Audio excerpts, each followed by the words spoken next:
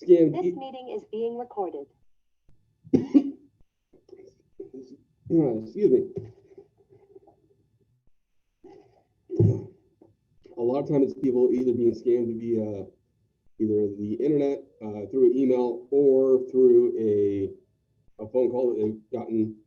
I actually just saw a call today where somebody was contacted by a Corporal Schmidt with the Washington County Sheriff's Office, asking for information, personal information. We do have that person. We do have a Corporal Schmidt, and I apologize for my audio. Unfortunately, we got new computers and the audio on them isn't the best, so I do apologize. If you ask a sheriff's deputy for their contact information, such as their DVSST number or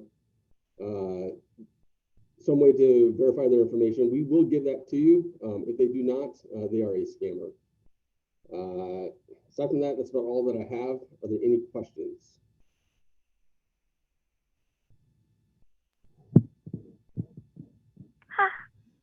Sounds good. Yeah, if anyone has a question, raise your hand or you hop in chat real quick. Otherwise, we'll hop on in. All right, so yeah, by all means, any questions that you come up in your mind throughout the meeting, go ahead and add them to the chat. We'll get back to you on them. One of those little safeguards when it comes to some of the mail thefts that Deputy Raymond mentioned, you can sign up with the Postal Service on their website for a feature called Informed Delivery. Each morning, they'll email you a little tiny picture of each envelope that's going to show up in your box that day. It doesn't stop a thief. However, if your mail's ever stolen, you know what was in your box when it was stolen, and that can actually be very helpful if you happen to have a bank statement arriving that day or something like that. So I guess that is us. That's it for us this month. Thank you all so much. Awesome. Thank you very much. Appreciate your time here. All right. Do we have any updates from THPRD?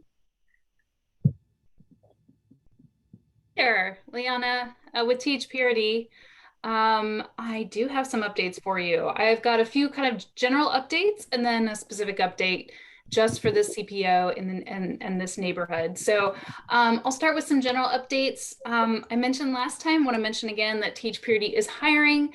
If you are interested or you know someone, please let them know. And you can go to the webpage to learn more. And we also have hiring opportunities for youth, like paid internships and more. So it's a really good opportunity for youth as well. Planting time is here. Staff are planting trees, cleaning up several parks and trails. So you might see a lot of activity out these months. We also have, again, wanted to promote our spring native plant sale that starts this month. You can order online up to tomorrow. So you still have one more day if you still want to order some plants and pick up your plants in April at the Nature Center. We also have preschool registration that opens this month. We offer 9-month preschool throughout the district. Registration is open for families for next school year. So you can sign up now. Also, we have a need for middle school cross country and track coaches. So if you or anyone's interested in volunteering to be a coach for middle school track and field, you can learn more at our website. We'd love to have you. Last, just general report I wanted to share is, as mentioned last time, just want to mention again that please do report tree hazards. If you see a hazardous tree or tree you think might be hazardous, we would very much like to hear from you. Help us clean up, those maintenance issues. So if you see something, give us a call, or you can email through our website. But I'm going to go ahead and put the phone number in the chat for everyone, just so you have that on hand if you need it. And then last update for you all, for those of you who are familiar with Abbey Creek Park at the corner of Northwest 170th and Ernst Street, we are beginning the second phase of planning and design for that park. So we did the first phase of design and development already, and now we're moving into phase 2. The project will complete the development of this 1.73 acre park to serve you all, the local community, and we'll be engaging local community members to decide which additional amenities should be constructed in the park, especially in those undeveloped areas in particular. We'll also we'll be integrating community input from the Vision Action Plan as well. So kind of that big picture input we got from the community a couple years ago. And then if you are interested, you can learn more by going to the webpage. We will publish information there soon. So you're getting it before anyone else here at the CPO 7 meeting that this project's coming up. Neighbors of the park can expect to receive postcards for any major community engagement events. But as I mentioned, you can always go to the webpage to learn more and sign up for email updates, which we'll be sending out regularly anytime we have news on that park. So should get that webpage post, all this information posted on that webpage within the week. And if you have any questions about that or other parks, you can always email me. I'm going to go ahead and put my email in the chat again, just in case anybody would like that. And I'll pause to see if there are any questions or any other information I can bring back for you all next time. Yeah, raise your hands. Otherwise, I do see a few in chat there. Ooh, yeah, So, I do. Thank you. first I see, I think it's about nutrias, if they're of interest in general. Is there a reporting line? I'm not sure if anyone has the answer to that. We see a nutria. Oh, if you see a nutria alive or dead, should we report it? If it is on park property, if you think it's a problem, like if it's a dead nutria, it's out on a trail, or it's in a park, definitely call us. We would hate for that to become a problem, for sure. But if they're living in bodies of water, that is a normal part of our ecosystem now. So unless it's a problem, if it's becoming a problem for you, you can call that number, the same number we have for tree hazards. Okay. That's a great question. Sorry, Andrew, did you have something else? No, that's good. That's good information. So the tree hazard line is the same to use. The other question I see in chat is about the park on 158th and Northwest 162nd. About the potential trigger or the process for when that space will be developed, something like that. Are there any updates you can share, or maybe that's that is, if it's the one that I'm thinking of, that is a really good question. We've been kind of going through a process where we're figuring out priorities in terms of which parks can be developed in the coming years. So I don't believe we have information on that yet, but we should by the end of the week. Let me do a quick look at that, because I want to just double check that I don't have information on that yet before I say for sure.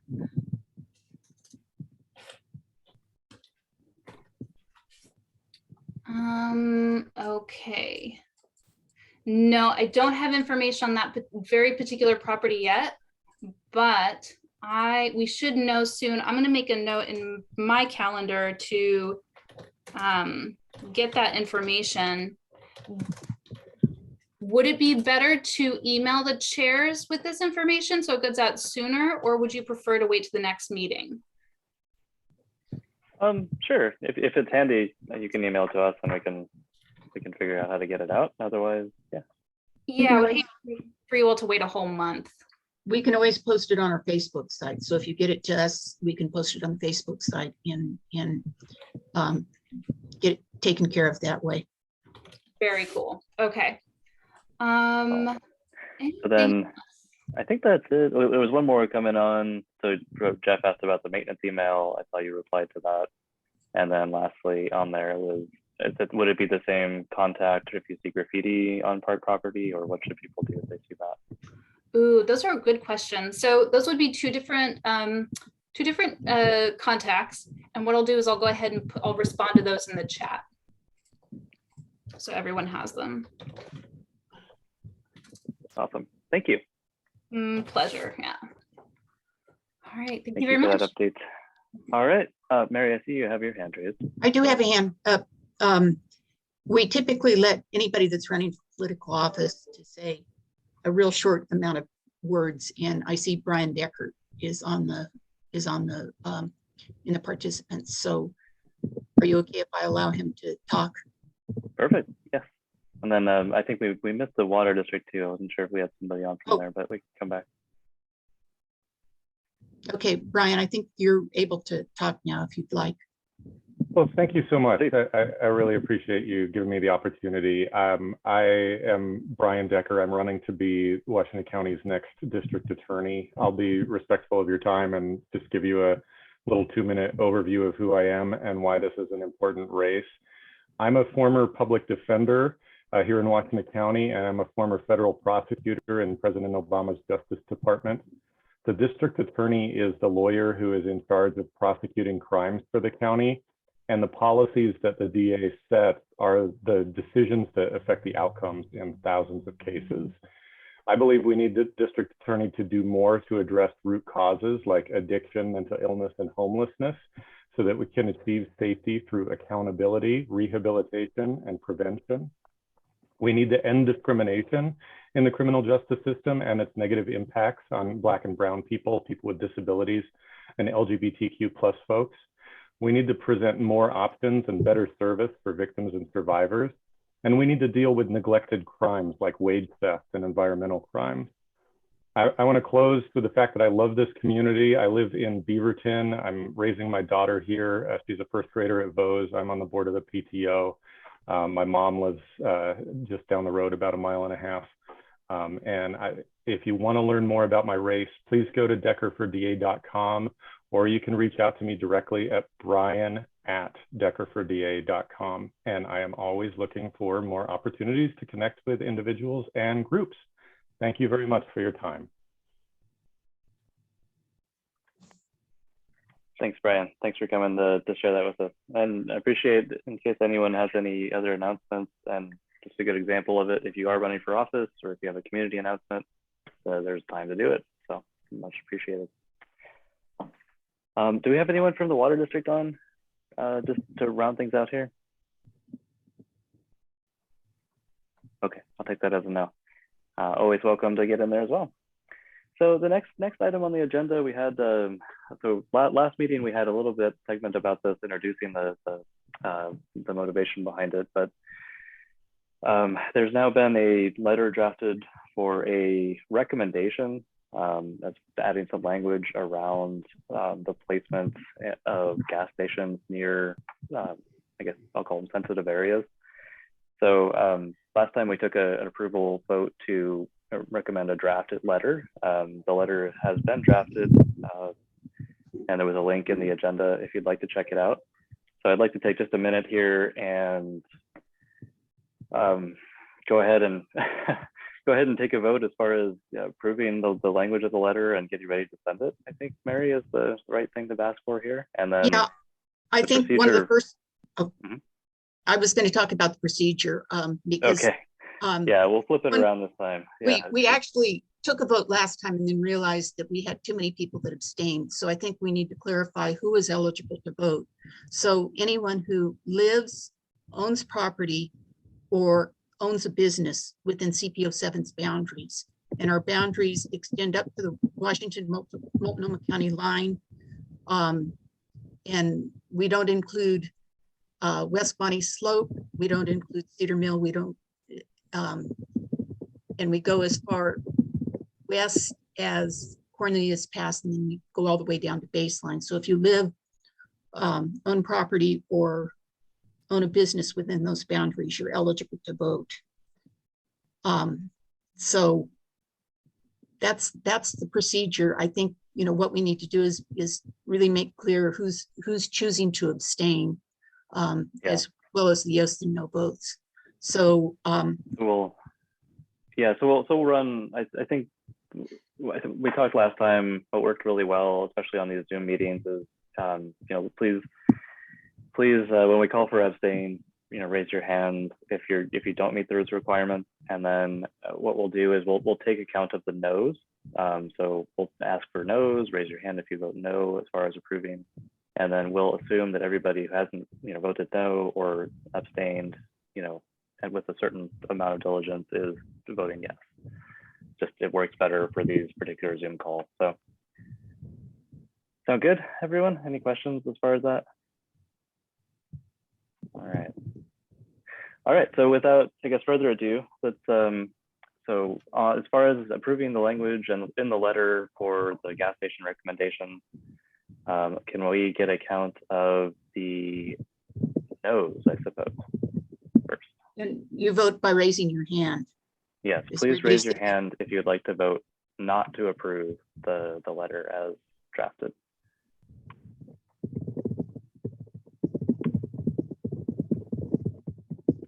And we And have, Mary, it looks, you're not counting yourself, or are you voting no? Oh. Just to be clear. my Okay. hand should not be up. Okay, Okay. fair enough. All right, So we please, this is the time to make your voice heard. You know, if you do not want to provide the recommended letter, or if you would like to not approve it as drafted, please raise your hand at this time. I'll give it another couple seconds here.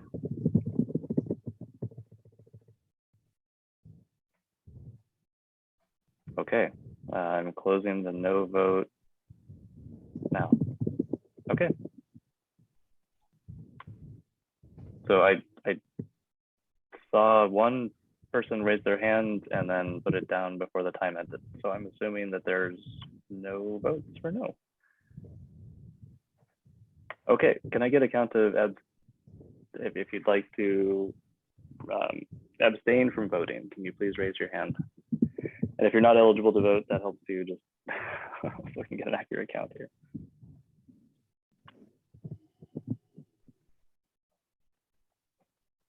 And the people that are abstaining have to be abstaining as members of CPO 7. Good clarification. Okay, couple more seconds. And we'll close it out. Okay, so I see 6 raised hands and 1 panelist, so 7 total abstentions. All right, Mary, is that what we need as far as No, the count? we need to go ahead and count the yes votes because Okay, you do have the people that aren't eligible to vote at all.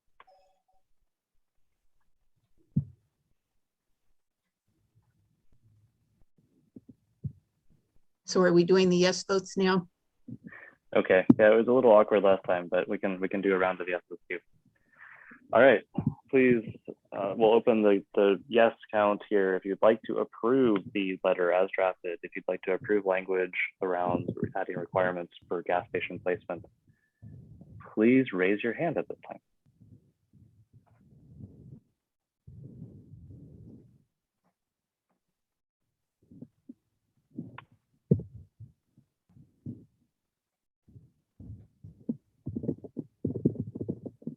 Couple more seconds.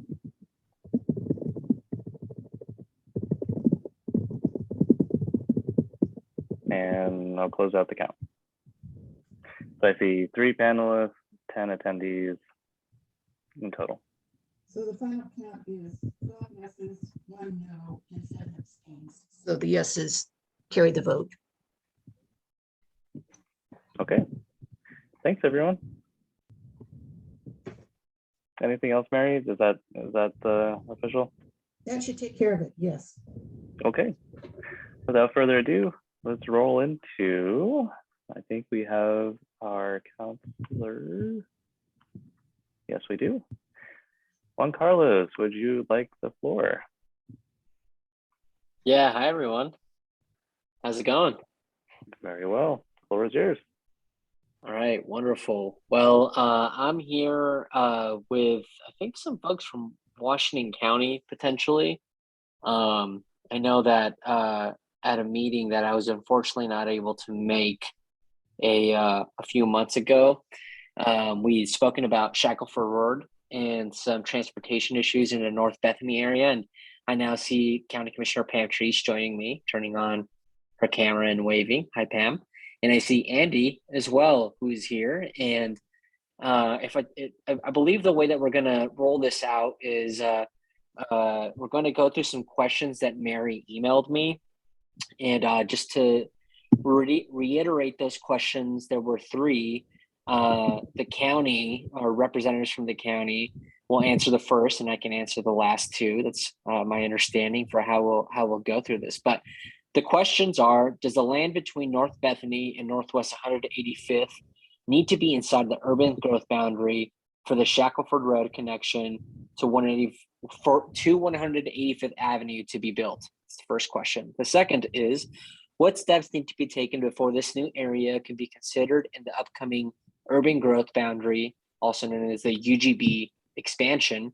And the third is, what details can you provide about the upcoming 2022 mid-cycle and 2024 UGB expansion process? So those are the questions that were asked from us. And if it's okay, Andy, do you feel comfortable taking the first one? Sure. And I have a brief PowerPoint that maybe can help with some of the answers. So even better. Yeah, can share the screen here.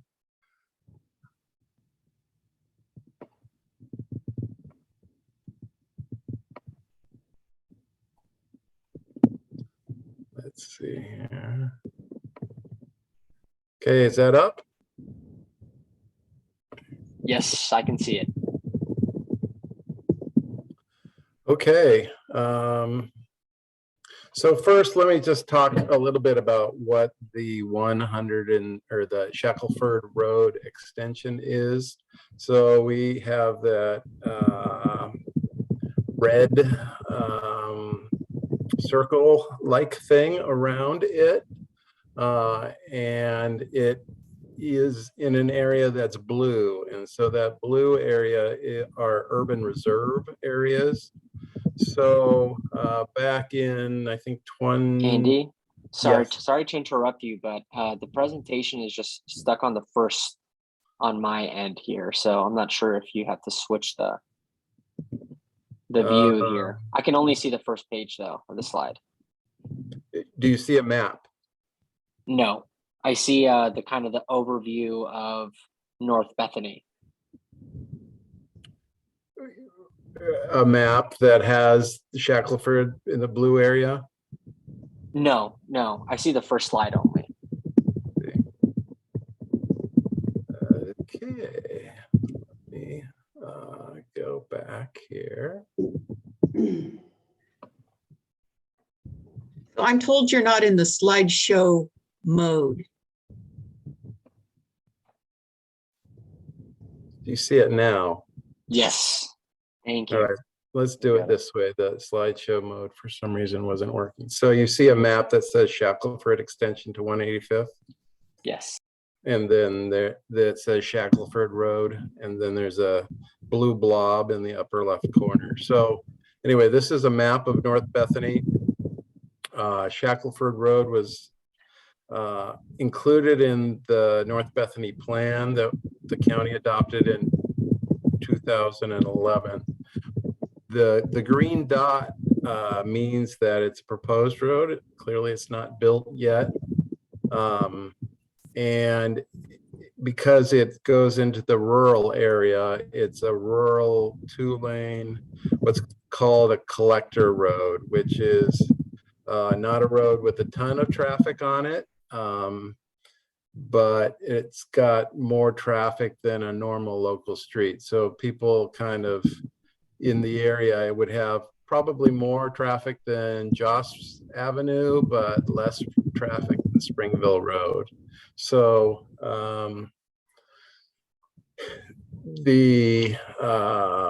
what else can I tell you? It was added to the plan primarily to provide another way in and out of North Bethany, but it wasn't added for congestion reasons. That the plan for Springville Road, especially the 5 lanes as you get closer to 185th, when North Bethany is built out, that should be big enough to accommodate all the traffic.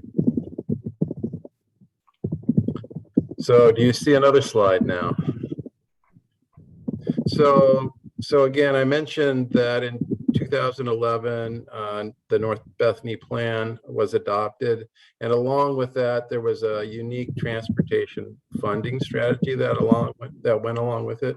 It included 14 roads and assumed at least a 20-year build out, if not longer.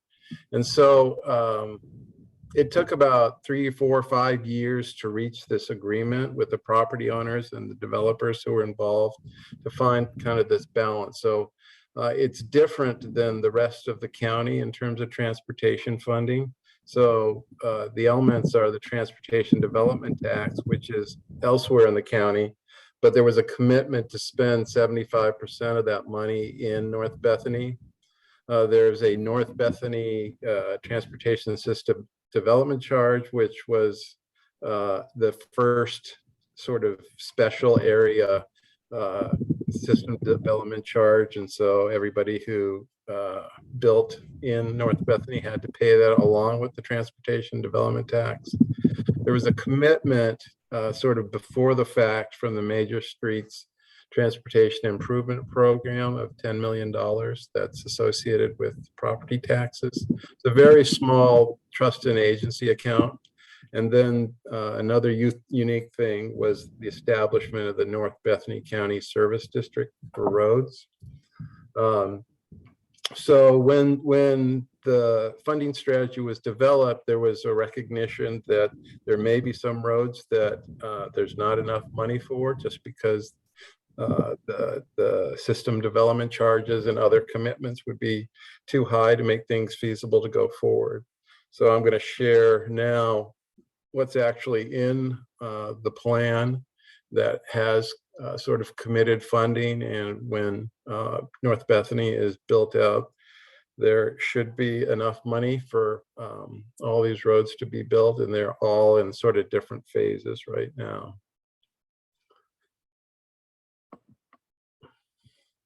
Here's another look at what's going on with the funding strategy. This is the project list that lists all the different roads. So one of the roads that was, while I mentioned that the Springville or the Shackleford extension wasn't included, there was half of the bridge that was included in the funding strategy. So I believe the total cost for the Shackelford extension is in the $25 million range. There is money from the funding strategy for about half of the bridge. Obviously, we wouldn't build half a bridge, but at least there's funding for half the bridge. Bridges are pretty expensive, and the floodplain there is pretty big. That's why it's so expensive. That's really the end of the slides that I have. So to answer the question, and I'll go back up to this slide. Hopefully that popped up. So when we adopted the plan, the Shackelford Road extension was in the plan. And because it's in the rural area, the county had to take an exception to the land use goals to get it officially on the plan. And so we did all sort of went through all the legal hoops we needed to officially put it on the plan. So we have the ability to build it right now. The big issue is funding. Right now, there's not a commitment of funds for the road given the current funding plan. So the easiest way for it to be built would be for the land to come in the urban growth boundary, and then as part of that development, have the property owner or future property owners have another funding mechanism similar to what North Bethany has to build that section of the road. So again, legally, we don't have to. Technically, we don't have to, but sort of practically, it seems like the easiest way is to have it come in the UGB. There's also sort of a longer term view of a way that it could be funded, I guess, that we've talked a little bit about. And if you see well, I don't know if that's the best slide, but the area does have a county service district associated with it. All that money is sort of earmarked for these projects, certainly for the short term. It was intended to ultimately be sort of grandfathered out, if you will, and stop maybe 10 years, 15 years down the road when all these projects were taken care of. But I guess there's the possibility, if the community wants it, to continue to have that revenue stream to help pay for the road if it doesn't come in the UGB. So that's sort of the only other creative thing that's out there. There's going to be another round of MISTIP down the road here where the community will hear about those potential projects, I think in July of this year. And I think the board's going to make a decision in December. So I don't think the county staff will be recommending this road as a priority given other priorities in the county, but it is eligible for that funding. So I'll stop talking there. Thanks, Andy. There's a question in the chat. Will they, and by they, I'm assuming the county, will the county be adding a sidewalk from Kaiser Road to Springfield Road? And I see on this project list you have under project number 6, improve. So I'm not sure if that is what that question is alluding to. Yeah, let me open from Kaiser. Oh, that would be 11 on Kaiser. Yeah, there is a North Bethany County Service District committee meeting here. I believe it's maybe Wednesday. I forget. Anyway, those folks advise on how spending that money, but one of the recommended next projects is that Kaiser Road project just north of Springville, all the way up to Brugger, I believe.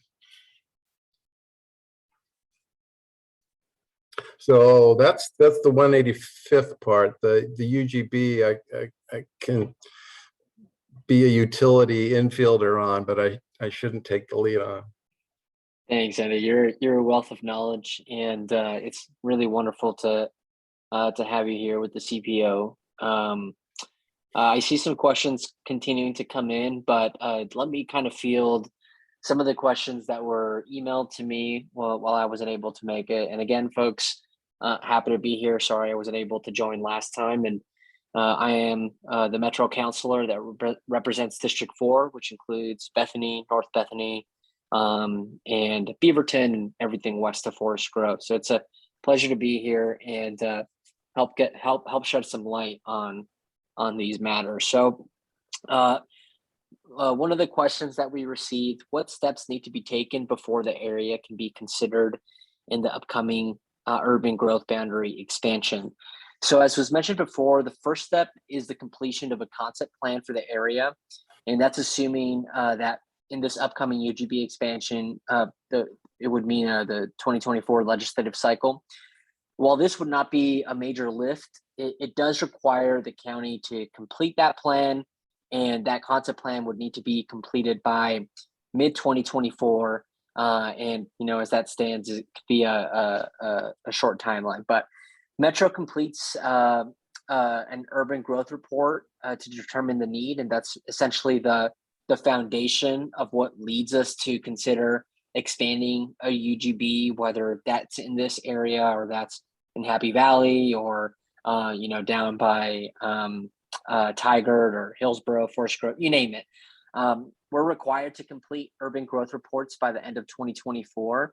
The urban growth report looks at the capacity of the land inside the UGB to accommodate future housing and employment uses. It also includes a 20-year forecast for housing and employment.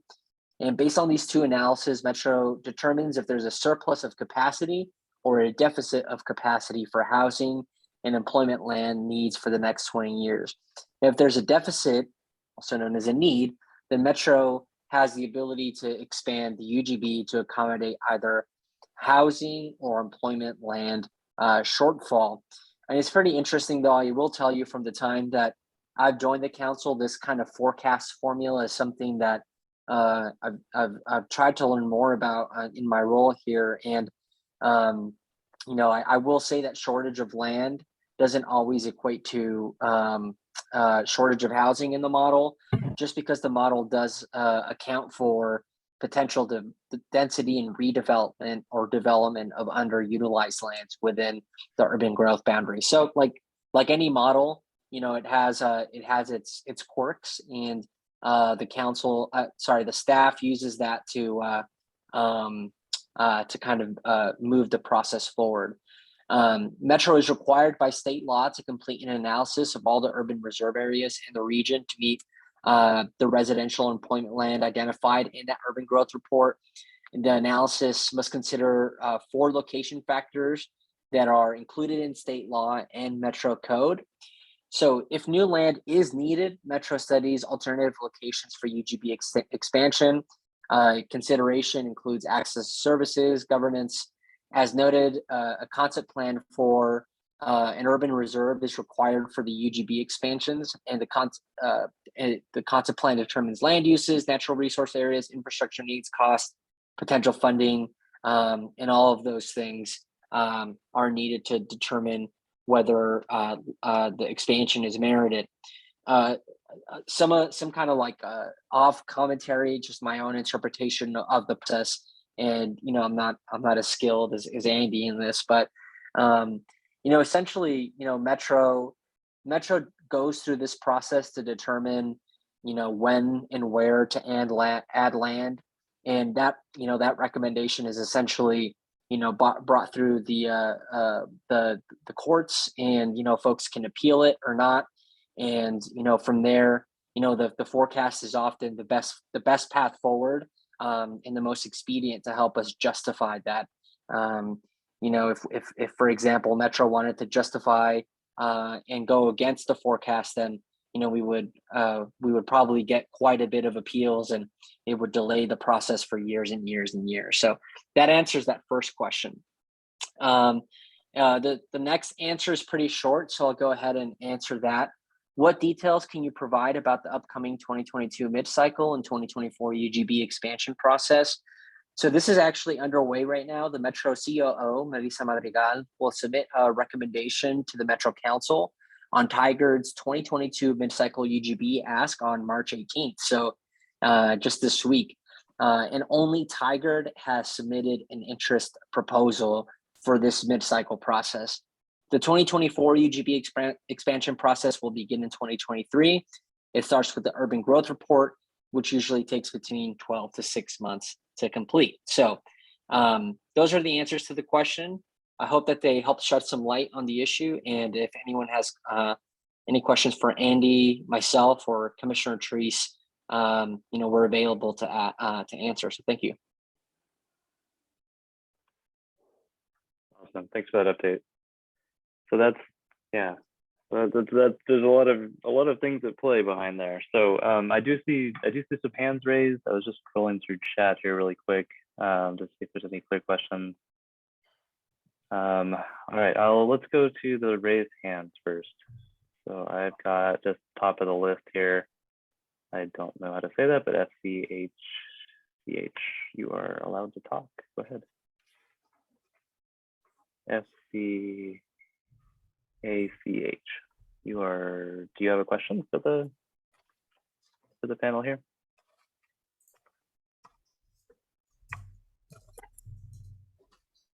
Can't hear anything. You are welcome to unmute if you are. I see Annie Ashton. You are on. Do you have a question?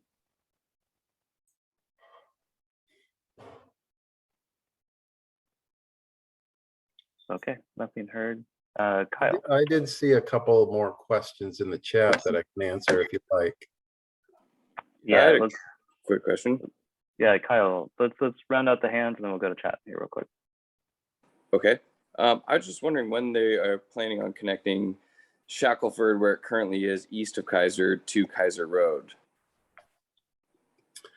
Right, that was one of the questions in the chat I was going to answer. So that is all development driven at this point in time. So it's starting to get extended, not from Kaiser, but I forget the name of that street that's farther east heading west.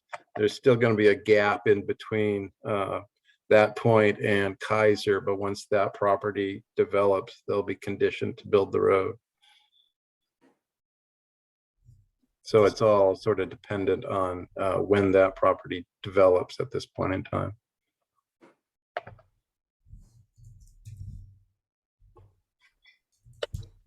All right. Let's see. We got the sidewalk one. Are there any, so I see a question about isolating wildlife populations, Shackelford to 185th. Any comments on that in general? I see that. So I'm sorry that the question, if when Shackleford Road is being built, what impact is planned for the expansion of Northwest 185th to this location? There's that question. I can answer that generally. So it's still intended to be more of a kind of a rural road. We've done some look at it. There would be a change of sort of the lane configuration at the Springville 185th intersection, because you'd have more trips going north-south there. And there possibly would need to have a northbound right turn lane into the extension. Those are the main things we've looked at. But so there would be some improvement that would have to happen to 185th to make it safe. But the intent isn't to build it out as a full urban road. Understood. So there would be some environmental study done as part of that, right? Development. Correct. The next comment, Paul made a comment around some of the, I think there's maybe a perception that there's sort of a catch-22 as far as the urban growth boundary is concerned. Washington County has, he states here that they've stated that they won't take on, they won't take the municipal lead, right? And so so how, any comments around in general, like with this particular area, it doesn't seem likely to have a UGB path in the near future, right? Is that pretty much the case, or is that the wrong impression? Well, I can talk about a little bit about there was something called the Urbanization Forum, which involved all the cities in the county, where there was a commitment at the time that all future UGB expansions would go into cities. So, I think until that commitment changes, that's the case. That said, it's it's a discussion that can stay open, I guess, because there's not like state law necessarily that says that the county can't take it on, but that certainly was the commitment and the current policy. Yeah, and I can chime in here real quick, just to kind of, I mean, Andy's giving a factual response based on obviously the policy and the history there, and I can try and color in some of the history from my perspective, and over the last few years, especially the last decade, there's been a growing regional dialogue around urbanization with cities behind it. And, there's been some examples throughout the region where, either just experiments potentially not maximizing their potential, and in general acknowledging that, a city is able to really administer these local municipal services as best as possible. And, the county is a county. The county in North Washington County is performing multiple functions, of course, and that's a little bit different than what we see in other parts of the region. So, either we have Beaverton or Hillsborough, over time grow into that area, or maybe the North unincorporated area finds a time to incorporate and create that municipal structure that can then go through that process. But those are some of the pathways I see forward from my perspective on this side. Thanks for those comments. Yeah, I know it's a multifaceted discussion, so appreciate that. So let's see, any other comments in here? There was a question from William about Shackelford being built, impact plans, the expansion of 185th, this location. Any comments on that? And then I think that's our last question in chat that I see, and I see Mary has her hand up as well. So any comments on the Shackelford to 185th impact? Well, I mean, Andy shared a bit. Yeah. I think, you know, in addition to what I would add to that, I mean, you know, the scale of the project for it to pencil out, you know, including the bridge over the wetland on Shackelford, and then thinking through the intersection on 185th, you know, those would have to be some complete street improvements in that time, which are not possible right now given the rural designation. But yeah, definitely, you know, those things would definitely be taken into consideration. And folks that live in this area, I think we all know the grade is an issue. You know, we have elevations and that make building infrastructure a challenge. But yes, there would be, that Andy mentioned, there would be environmental analysis as we do. And I saw that question around wildlife, and you know, I'm not exactly sure how wildlife is thought about through a major north-south corridor like 185th through that area. But, you know, definitely with Shackelford Road as a bridge over the wetland, there would be a pretty significant habitat, you know, aspect to that design. Thanks for that. And Mary, you have your hand up. Did you have a comment to add? I do, and I want to push on that issue of allowing that area to come in to the UGB, because it's really a missing piece of the North Bethany puzzle. And totally understand what happened with the urbanization forum. I totally understand that city services are best provided by cities. I know Bethany went through a very multi-year process to try and incorporate, and there just wasn't the ability, there weren't the resources available within the community for that incorporation to happen. And I think as a community, what we're asking for is there a possibility for an exception? Is there a possibility of moving this forward to allow that missing piece of North Bethany to be able to develop? And it's really a critical piece of the infrastructure. I know, you know, you just don't realize some of the impacts that happen. It's like the recent decision about school boundaries. North Bethany has ended up being fed into the nearest middle school because they have to go all the way around to then get out to 185th to be able to deliver to the middle school that actually has more capacity. So it's all sorts of issues that just, we can't stick our head in the bag any longer. It's something that needs to be addressed. And the question we're asking is, how do we get there? How do we do that lift so we can have a complete community?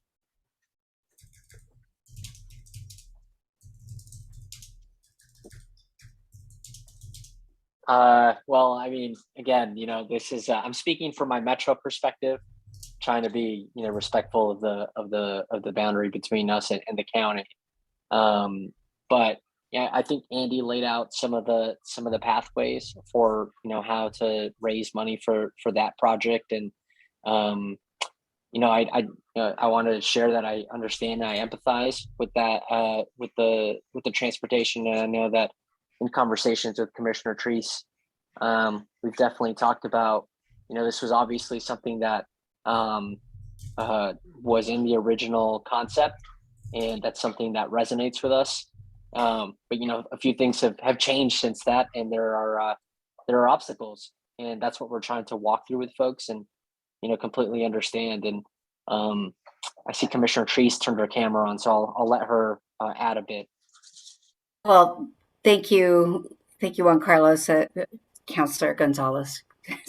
And I thank you, Andy, for your presentation. Mary, we've talked about this as well, and I think that to be able to look at a UGB expansion, and that's really what you're talking about, that correct? I mean, that's what you're looking at. And I think we have to go back to the original discussion that both Andy and Juan Carlos talked about, where the agreement was that only expansions occurred when they were associated with next to a city or and where there was an annexation opportunity.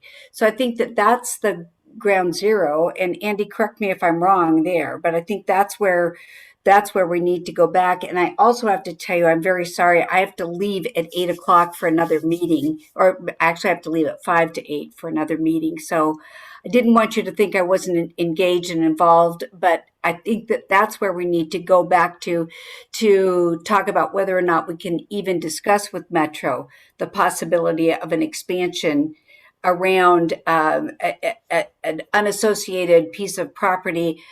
We have to talk within our own county with the cities first. Long-winded. Andy, would you agree with that? I would agree with that.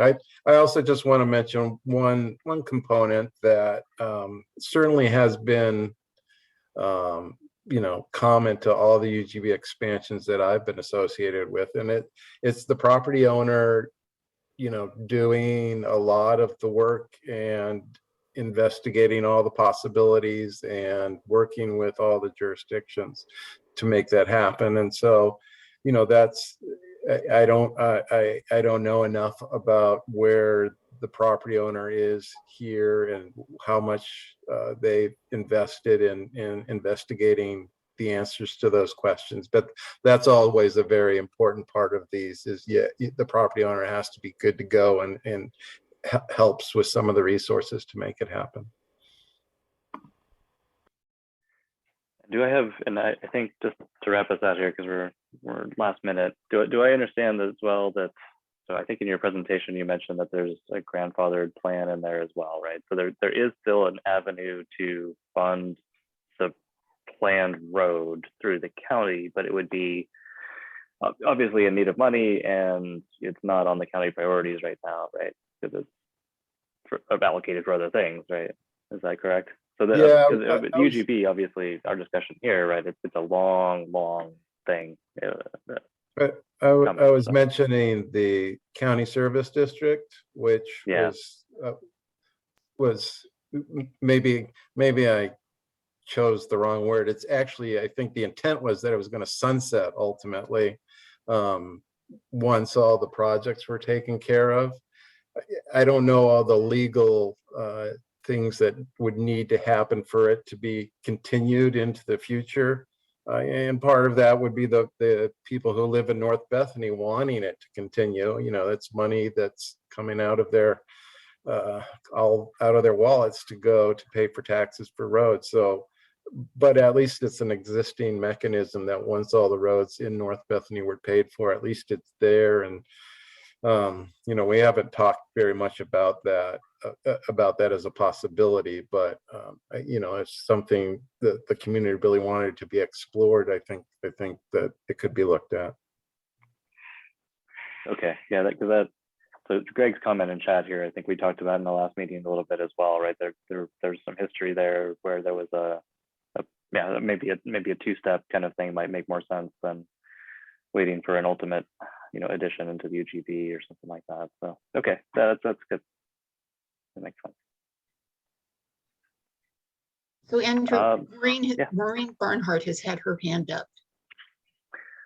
Hi, yes, I want to talk about I feel that the urban growth boundary is like fraying at the edges, and I appreciate that the Metro Councilor is here because I'm wondering how much we're still looking as a metro area at the big picture of who knows what kind of housing might go in there. If we put a road in, are we going to start like redlining an area before the houses are even built?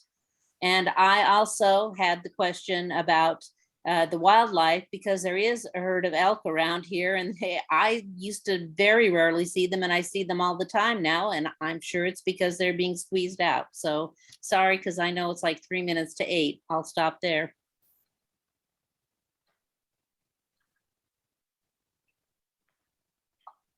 There's a couple other questions in there. chat if you want me to take a whack at them. There is a question about priority, and I think part of that's a political question ultimately. Do you have a majority of the county commissioners who want to take something like this on?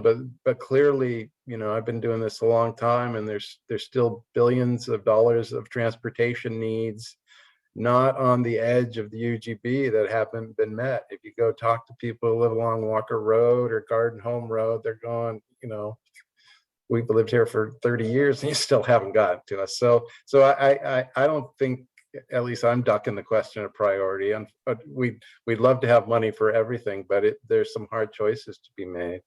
And I think the other question is about if I look like from former Commissioner Malinowski, we've kind of looked at, what's the difference of a rural section versus an urban section for the road. I don't think the cost really changed all that much. Right away. So you still have the bridge, which is still going to be, about $50 million either way. You can't really get around that. And then if it wasn't in the UGB, we'd have to buy the right of way, which otherwise we wouldn't. So we might say 5 or 10% if it never came in the UGB, but it certainly wouldn't be the thing that would trigger us to do it, I don't think.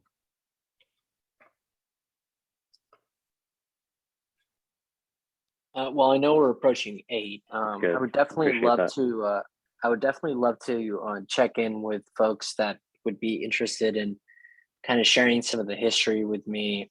Someone talked about, an incorporation conversation that that maybe lost momentum or didn't have the appropriate resources. I'd love to learn more about that. I wasn't around then, so I'd love to hear more and just understand that history.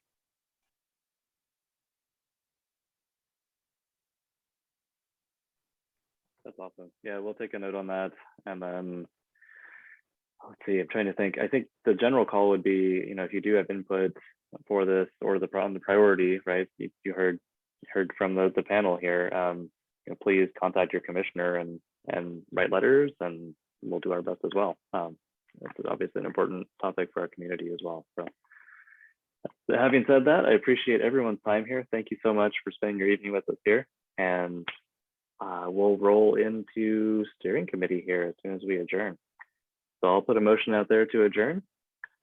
I'll second it. And thank you all for your time. Appreciate it. And good night. Thank you all.